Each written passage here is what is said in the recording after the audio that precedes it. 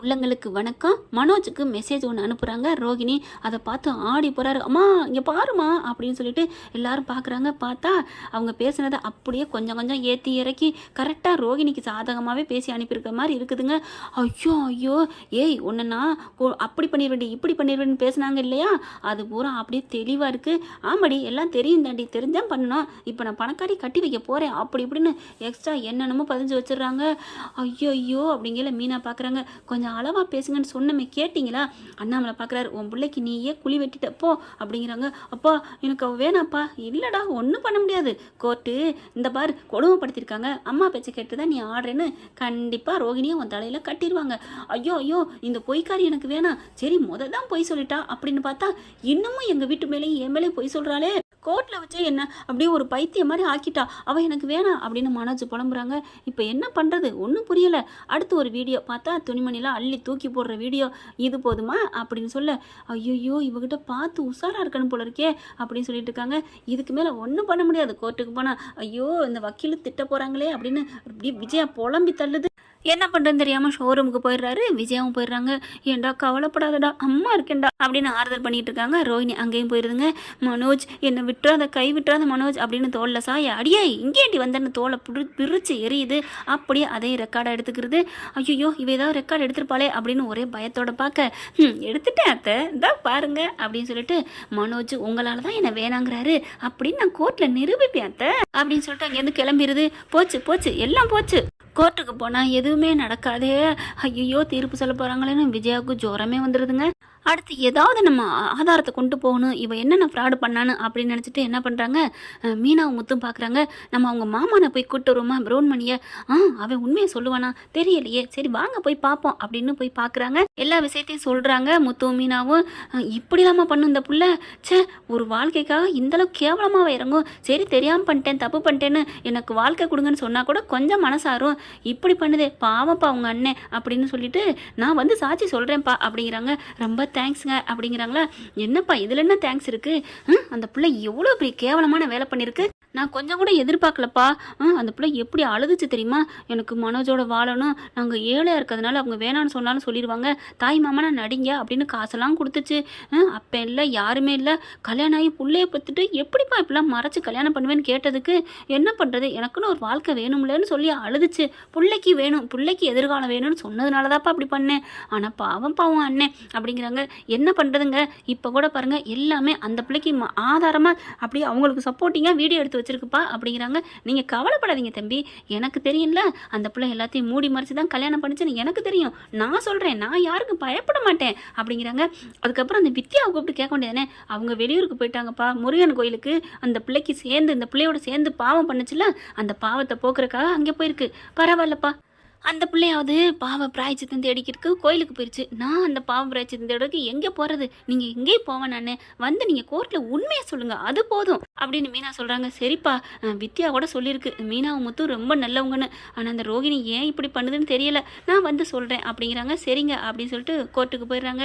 கோர்ட்டுக்கு போனோன்னே வழக்குகளை பூராத்தை எடுத்து முன் வைக்கிறாங்க. ரோகிணி ஏமா இப்போவும் வக்கீல் இல்லையா, வக்கீல் இருந்தால் நான் எங்கே இப்படி வந்து நிற்க போகிறேன், எனக்கு நானே தாங்க வக்கீல் அப்படிங்குது ரோகிணி. இந்த ரோகிணி ஒரு ஆள் மட்டும் இல்லைங்க, 9 பேருக்கு ஒரே நேரத்தில் வக்கீலாக இருப்பாங்க. அந்த அளவுக்கு டேலண்டான மனுஷி தானங்க இந்த ரோகிணி.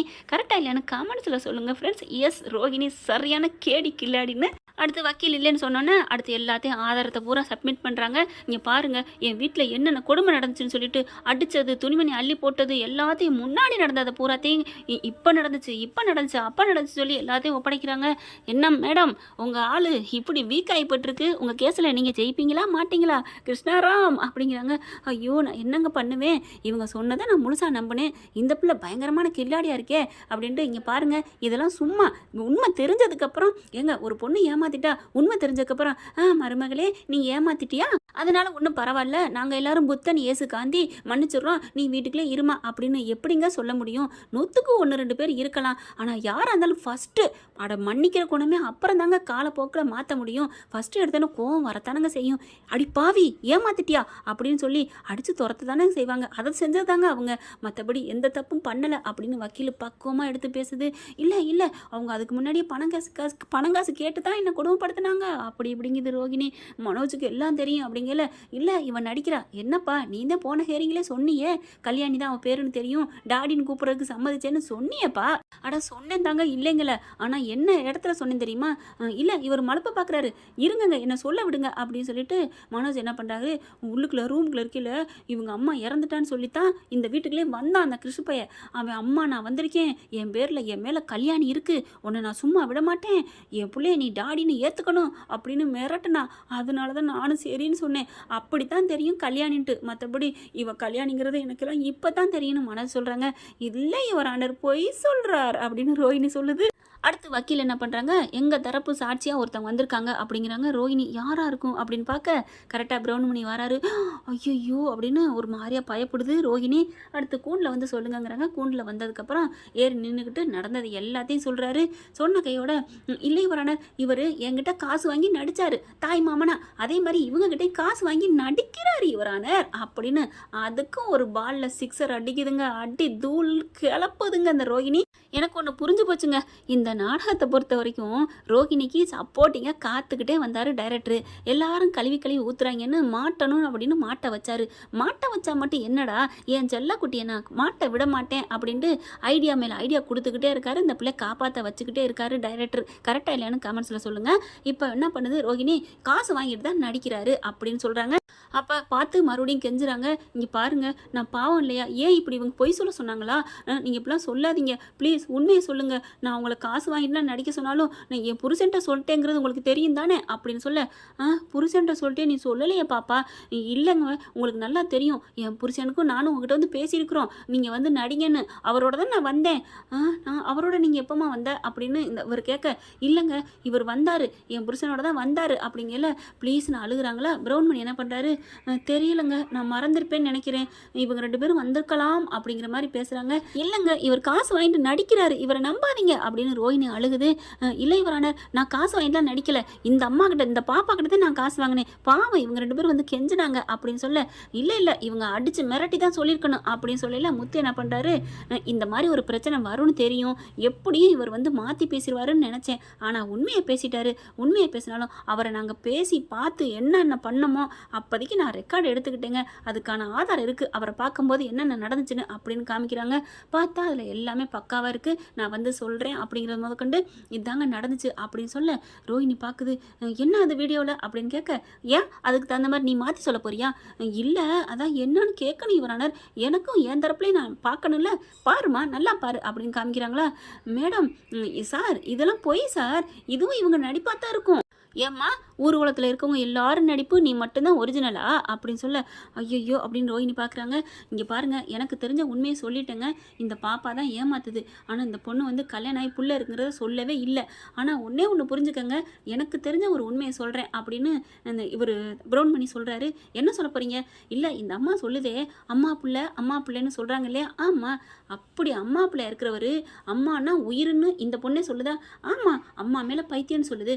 அம்மா மேலே பைத்தியம் உள்ளவன் எப்படிங்க ஒரு பொண்ணு கல்யாணம் ஆகி புள்ள, அதுவும் 7 வயசுல இருக்க பிள்ளையோட கல்யாணம் பண்ணிட்டு வந்தா அம்மா அடுத்து 6 ஊர் போட்டுன்னு தெரியாது, எப்படிங்க மறைச்சு கல்யாணம் பண்ணுமா? அதுவும் அம்மாவும் சொன்னா போதும் அப்படியே தட்டாம கேட்குறவர், அப்படி இருக்கல எப்படி அந்த பொண்ணை கல்யாணம் பண்ணிருப்பாரு மறைச்சு அப்படின்னு சொல்றாரு.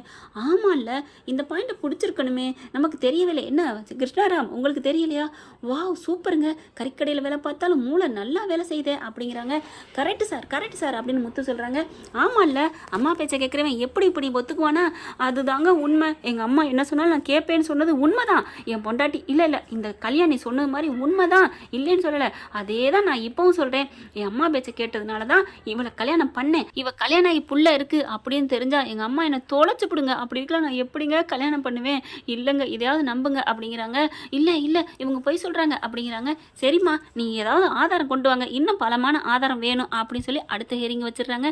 என்ன ஃப்ரெண்ட் இப்படி தான் போகலாம், பார்க்கலாம் என்ன நடக்க போகுதுன்னு. தேங்க்யூ. இந்த வீடியோ உங்களுக்கு பிடிச்சிருந்தா தயவு செய்து லைக் பண்ணுங்க. இன்னும் அப்டேட்ஸ்க்காக சேனலை சப்ஸ்கிரைப் பண்ண மறக்காதீங்க. நம்ம கிட்ட இருக்க எல்லா சேனல்ஸோட லேட்டஸ்ட் வீடியோ அப்டேட்ஸ்க்காக மேல ரைட் சைடுல காட்டுற லிங்கை கிளிக் பண்ணி வாட்ஸ்அப் குரூப்ல ஜாயின் பண்ணுங்க. உங்களிடம் விடைபெறுவது நான் உங்கள் மெஹர்.